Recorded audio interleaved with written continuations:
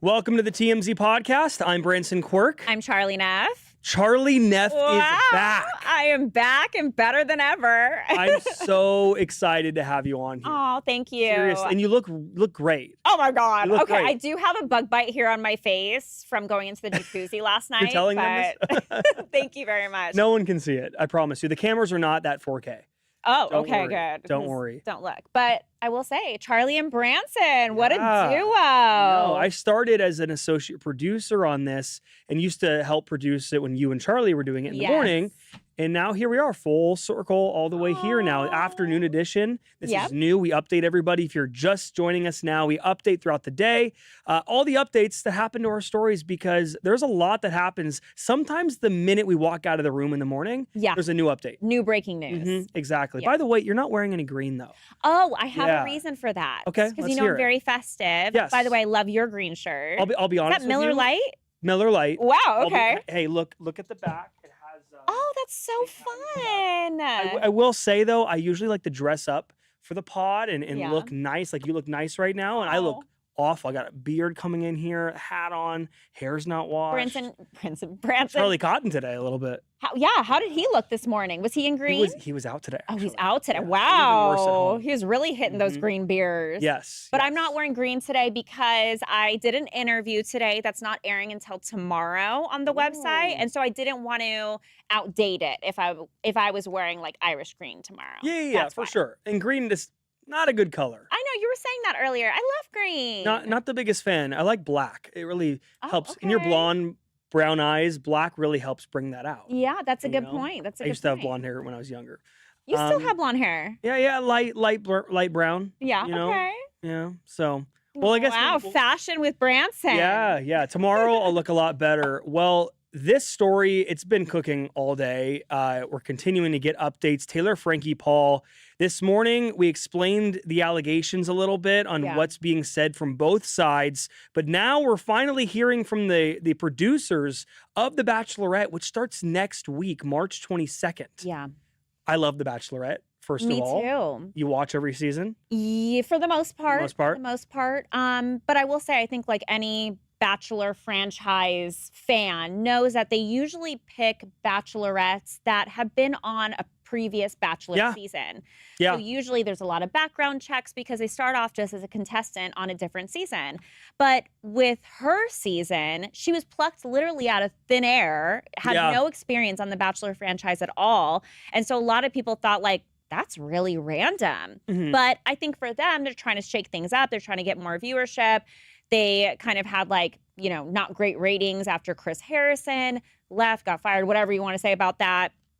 Right. So they're trying to get their audience back or get a new audience back too. Right, exactly. So for this, we're being told that they really were blindsided about a lot of her, quote, baggage and her history. I think anybody that watches Real Lives of Mormon Wives kind of knows, like, she comes off a little crazy on that show. It's not really a secret. Seen it. I haven't seen it. Have you seen it? I've seen some episodes, not the full. I think they're on season 4 now, season 5. TMZ Verified, the podcast, our former podcast, was in the intro of season 1. No way. Actually, it was in the intro. That's cool. Because Taylor, she actually sat right here in this room for one of the first episodes. Oh my gosh. Yeah. And how was that? I wasn't here. I wasn't here yet, but I heard she was great. So this was all kind of shocking when it came out. But the producers... kind of like you just said, trying to get the ratings back up because it all dipped. Now, the direct source to this claims producers were so eager to cast Taylor due to her popularity from the show she's on. The source says producers, quote, cut corners in the vetting process to secure her for the show. Production on the show, Secret Lives of Mormon Wives, has been paused, with cast members reportedly refusing to film with Taylor due to the allegations. But this is interesting. Like, I thought that they'd have a different response to this, but seeing here that all they said was that they cut corners before the show premieres. Yeah. This could either hurt or help the show next week. Yeah, I mean, I think a lot of people are going to be tuning in. It airs on what, Sunday? So Monday. Okay. So I think a lot of people are going to be tuning in because of the controversy, but will people stay? And also, as a viewer, are you going to want to watch knowing that, I mean, it seems like she isn't with whoever she picked, right? Because what we know about this whole incident. Spoiler, geez. I know, right? Well, I mean, that's Massive my guess. spoiler, That's my guess because what we know about this alleged incident or incidents that happened about 3 weeks ago with her baby daddy, Dakota, is that she was over his house. The kid was there. Could be co-parenting, though. Yeah, but usually when you're co-parenting, you're dropping off the kid and saying, bye, catch you later, I got a dinner. You don't hang out inside? She was hanging out, and everything was good, we were told, up until she started peppering him with questions. This is sources close to Dakota say that she was peppering him with questions about Shania, which if you remember from the first season, he was hooking up with her. So we're told that Taylor was jealous about his past history with Shania, was asking him like about their, intimacy in the past, started getting jealous and things escalated and it got physical. We're told that Dakota believes he's the victim. But the next day, I guess they made it up. They made up their issues. She said sorry. She came back over the next day. So my point here is, aside from all the allegations and whatever happened between them, she's hanging out with this guy multiple times just 3 weeks ago. The whole point of The Bachelorette is she is ending up with somebody, presumably getting engaged to somebody. So if you know she's not with whoever, I mean, maybe, obviously she can't see that person in public. Right. But on the DL, she's hanging out with her ex. But then again, co-parenting, you said, they don't go inside and hang out or anything, but, they're celebrities. I don't know how they operate. Maybe she did want to go inside and hang out with the kid that night. Or she is with the person from The Bachelorette from the end. Yeah. And she was keeping it on the DL, being inside the home with Dakota.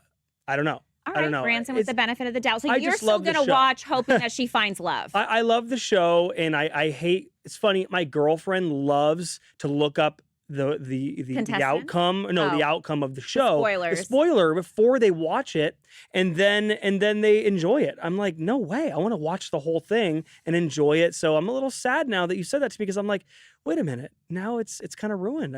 Maybe you're right. I feel like that a little bit. And look, it's definitely possible she does get engaged with somebody. Yeah. But if she does, how is that guy feeling right now? Yeah. Looking at all these stories that are coming out, of course, her side is saying that she's the victim. But like I said, that second night that they hung out, her and Dakota were told that she choked him, scratched him. Yeah, serious stuff. And that the next day, his roommate called police because he saw the lacerations on Dakota's neck. So, I mean, it's very two incidents. Like you said, she went back to the house after the first incident the next day. And then a second incident then caused the police to be called. And things are trickling a little bit, too, in terms of The Bachelor. Cinnabon, the first sponsor to completely pull out from sponsoring The Bachelor. Cinnabon has cut ties with both The Bachelor and The Secret Lives of Mormon Wives. Oof. All over these allegations. The company recently confirmed its decision to TMZ, stating, recent developments and allegations surrounding the lead cast member led us to reassess this collaboration as it no longer aligns with our brand values. Yikes. And they removed the post they had of her. Cinnabon, the most sweetest, decadent dessert. To not have them on your side, that's terrible. I know. Who doesn't love Cinnabon? It makes you wonder, what's next? Yeah. What's next? McDonald's? I know. Oof. Yeah. Love those nuggets. Yeah. And this is tough because Disney's a family company. Totally. ABC, Disneyland. This is not it. I'm sure they're shaking in their boots, and they did hire a crisis manager. Yeah, that checks out. Whatever that means. I don't know how that works out. Someone to help with the narrative in the media. Right, exactly. And you got a few days till the start of the show, so. Oof. Maybe people forget about this when the show starts. Oh, I don't know. It will be interesting to watch it, though. And the contestants are shocked too by the allegations. Yeah, not surprising. Yeah. Well, moving on. Wow, we talked 9 minutes about that story. Wow, we cared. Yeah, we got it. We got it. Netflix CEO Ted Sarandos. Yep. Sarandos won't call Meghan Markle without a lawyer. Yeah, this is crazy. So, you know how there's been this whole issue between Meghan Markle and Netflix? Oh, yeah. She had her shows, a bunch of shows on there, and now it seems like they're separating. Well, she actually had a relationship, a friendship, I should say, with Ted Sarandos. They apparently lived in the same area in Montecito. They were like neighbors. But then things went sour between them where Ted was overheard. This is all according to a report. I think it was done by Variety. Yeah. Two sources allege that Ted insists on legal representation during calls with Meghan. It's not a good thing. That is not great. Or maybe they're all friends. Maybe the lawyer's a friend. Branson. It's like a trio. Yeah. You know? Right. However, look, both Netflix and Meghan's legal team deny the claim. Yeah. And then the attorney said, this is blatantly false. In fact, Meghan texts and speaks with Mr. Sarandos regularly and has been to his home sans without the lawyer. Oh, I'm sure. Yeah. Before all this, well, what was their deal again? $100 million? Yeah, it was a mega deal. It was a mega deal. And a lot of people thought, like, wow, this is like the first company that really backed them, right? There was such like a huge scandal between Meghan and Harry when Harry separated himself from the royal family. Meghan came out to the interview on Oprah claiming that somebody from the royal family commented about their baby's skin before the baby was born, hinting that they were racist. And I mean, it was just so nasty. But then you have this massive streamer, Netflix, being like, we support you, we'll put you on our platform. So, but now that they don't have a good relationship, allegedly, according to this report, doesn't speak good on Meghan and Prince Harry's behalf. See, for me, even if I was on good terms with Meghan Markle, I would still have a lawyer on the phone with me. On a phone call, just because, you know, that's a lot of money's being thrown around, $100 million. Yeah. Anything he says can be binding. I don't know what's binding. She could be recording the call. I don't know. You never know. I mean, all the things, all the programs she released with Love, Meghan, Harry and Meghan, Heart of Invictus, Live to Lead, Polo, they didn't do that well. You know? I will say I did watch the very first one with Meghan and Harry and some of her cooking show stuff.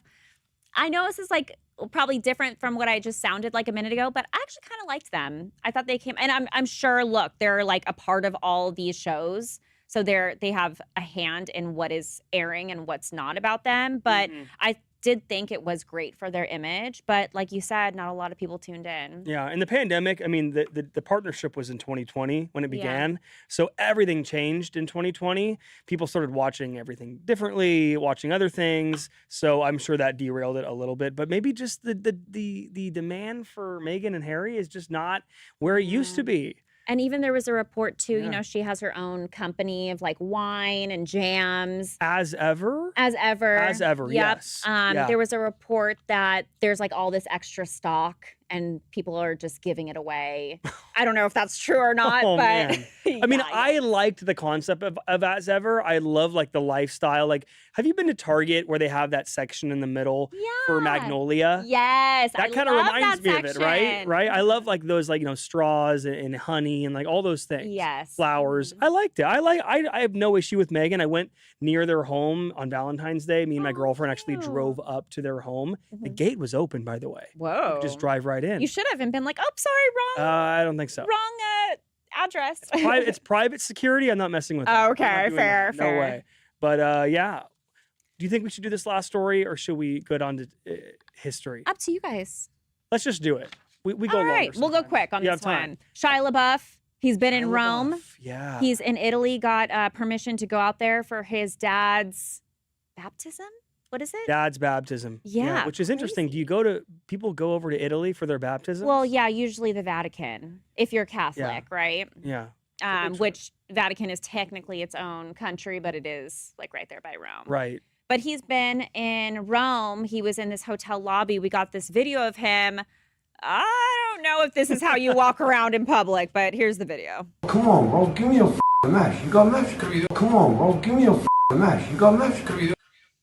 So that's a shirtless Shia LaBeouf wearing his underwear, asking for a light. He's got a cigarette in his mouth. Why did no one give him a mat? Why did nobody give him a light? Yeah, and I feel like in Italy too, there's like torches everywhere. Like you can easily just like go and like torch your cigarette up and like get it going. Is that insensitive? Is that insensitive to Italians?